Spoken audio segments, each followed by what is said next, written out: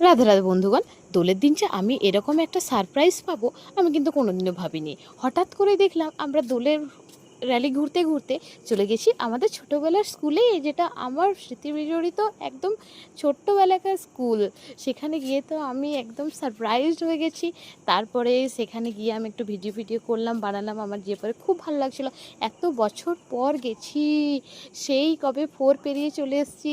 1 2 3 4 4 বছর ছিলাম, তারপরে তো চলে এসেছিলাম আমাদের গার্লস স্কুলে। তো সেখানে 4 বছর কাটিয়েছি, কত স্মৃতি জড়িয়ে আছে।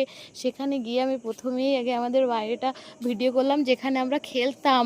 আমার প্রাইমারি স্কুলের বন্ধুগুলো কিন্তু প্লিজ একটা হলেও কমেন্ট করে যাবি, ঠিক আছে? কেউ তো কথা বলিস না, বাট করে যাস, হ্যাঁ।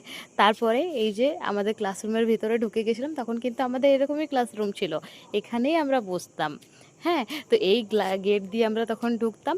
তারপরে এই যে এখানে বোর্ডে ম্যাম লেখাতো আমাদেরকে, পড়াতে বোঝাতো। আর এরকম কিন্তু বেঞ্চ ছিল না তখন, আমরা কিন্তু নিচে মাটিতে বসে পড়তাম, হ্যাঁ। সবাই মিলে একসাথে বসে পড়তাম।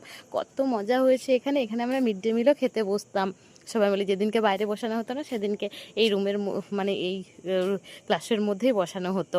আর ওইদিকে স্যাররা বসতো আর আমরা এদিকে বসতাম। আলাদা কোনো স্যারদের রুম ছিল না। তো ছোটোবেলায় যেমন এই গাছটা ধরে আমি ঘুরতাম, ওইরকম ভাবলাম যে একটু আমি বড় হয়ে গেছি তো কী হয়েছে, একটু গাছটা ধরে ঘুরে নিই, হ্যাঁ। তো যে বড় হয়ে গেলে কি বলে, মনটা তো সেই ছোটোদের মতনই আছে না। তারপরে একটু লুকোচুরি খেলার মতো করে নিলাম। তারপরে এই যে গাছগুলোর সাথে একটু ভিডিও বানিয়ে নিয়েছিলাম। এত সুন্দর লাগছিল মানে বলার নেই।